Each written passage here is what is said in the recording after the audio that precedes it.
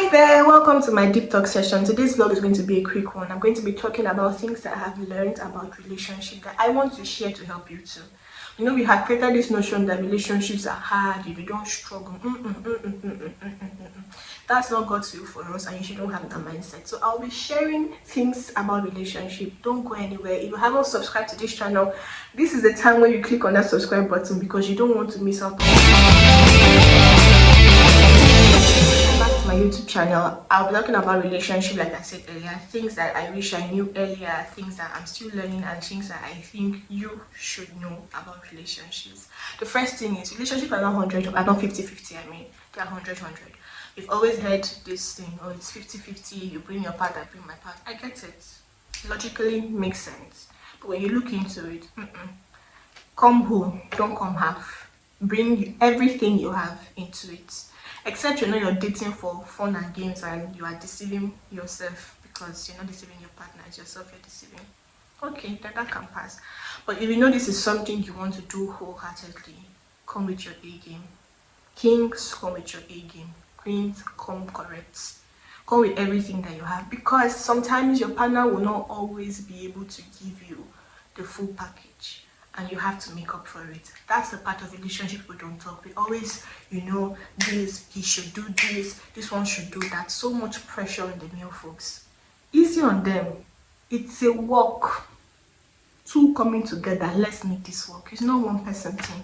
He should know, she should know. How? Assumption where?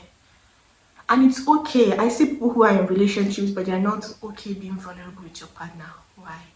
Because of the fear of, women, if I tell her, she go. It's understandable. That's why you need to check who you make up your mind to be with. So when you're committing with this person or committing to this person, when you make up your mind to be committed to this person, you know that, okay, you did your homework. If anything should happen, know that it's the person who is not here. But please come correct. Come full. The days the person can't give 100, one person makes up for the person. It's not a one person thing. It's not one person that should be making up for the other party every time. Every time it will get tiring. Your partner will be tired. One time, if I'm not okay today, you should be okay tomorrow. If you know I cannot do this, you should be able to. 100. Inugo. The next thing is love your partners in their love language, not your own love language.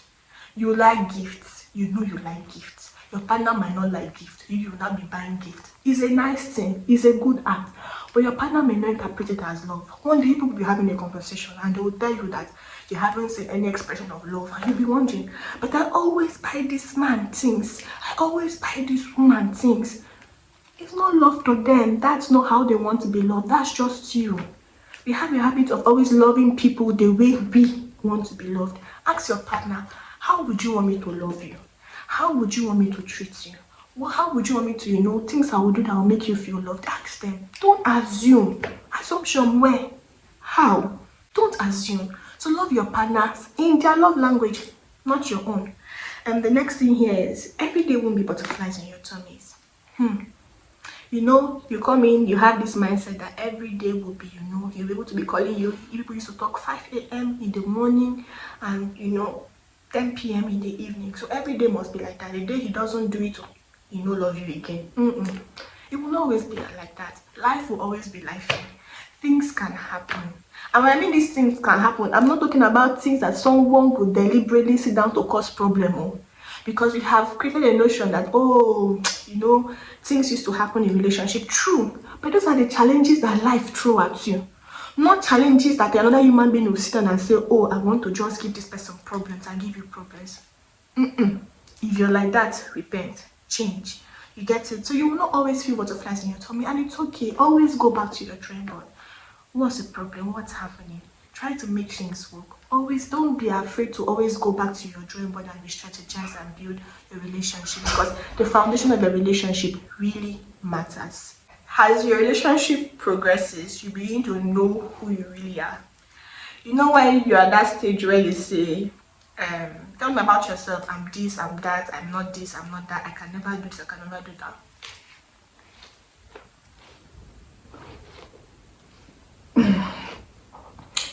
Everything will come. And sometimes you see everything will just appear in front of you.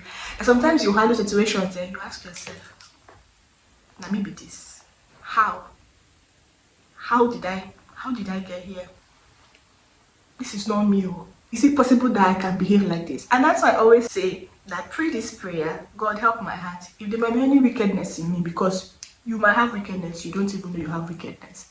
If there may be any sadness or anything with me, take it away. Any habit that I have that I don't know, please take it away. So you actually see your real self.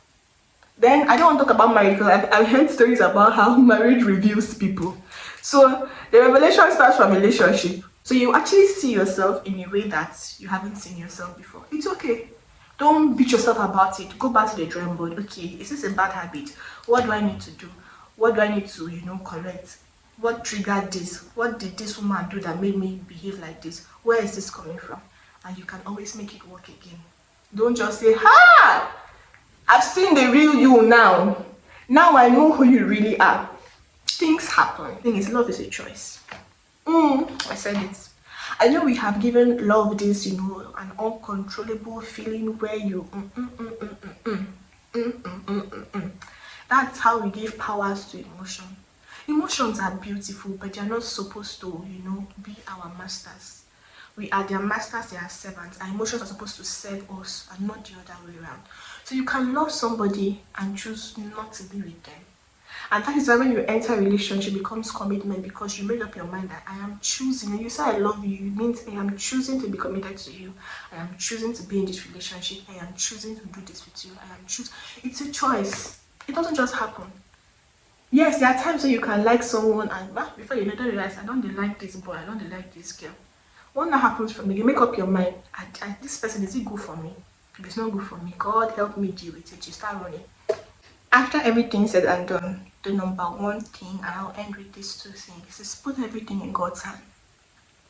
Put your relationship in God's hand. Don't go and fall in love with the person first and then come and start asking God, is it the one or is not the one? When you meet someone and you already know that I don't like this person, before it gets too deep, tell God, see what it is. What do I need to do? Is this who you want me to be with? Does this person align with my purpose in life? And then you start asking yourself too, my morals, my beliefs, the standard I've set, does this person meet up to what I want? So don't do that. Another important thing is, I wrote it to say, you both cannot love each other fully until you have both loved God individually. Let the person have their own love for God. You have your own love for God. You bring it together. It's beautiful. Not love God on behalf of another person, because there are certain things and certain workings that God has to do with that person that is personal. It's beautiful to pray for someone, but then beyond praying for this person, if your life you're depending on just people's prayer, there are certain levels that God cannot reveal to you, because He wants to reveal some of these things personally to you. Intercession is beautiful, but don't put your head in all of it and just be waiting. You don't pray for yourself. You don't do anything for yourself. You're waiting for people to pray for you, or your partner to pray for you. Or the only time you pray is when you and your partner are praying together. So both of you, let the person love God individually, because until you have loved God fully, you cannot love anybody. Don't let anyone lie to you. It is the love of God that gives us the ability to love, not feelings or emotion. It's even when you love God, you can forgive. I wish I could open my heart and dwell so much on this particular thing. There is no love outside God. It is the love of God that restrains us. When you're angry, there are things you want to say. That love in your heart to say, favor.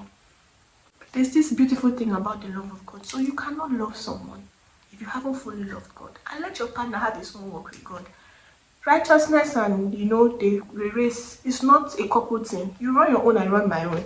We bring it together now to grow our family. Because when we die, God is not going to ask us family intertwined questions. Yes, maybe some specific purpose and visions that He had given both of you to do together. But it's an individual thing. You go answer for your name. Your partner will answer for his own name. With these few points of mine, I hope I've been able to convince you why you should stick to my channel and why you should not go anywhere. And if you haven't subscribed, click on the subscribe button now for more wholesome, godly conversations like this. I love you, and until my next deep talk session, have an amazing time. I pray that God fills your heart. I pray that God keeps you. I pray that He guides you. I pray that He helps you with the things you can't even tell anyone. the conversations you can't have it outside, someone on the outside, or even share. I pray that God helps you. Have an amazing day.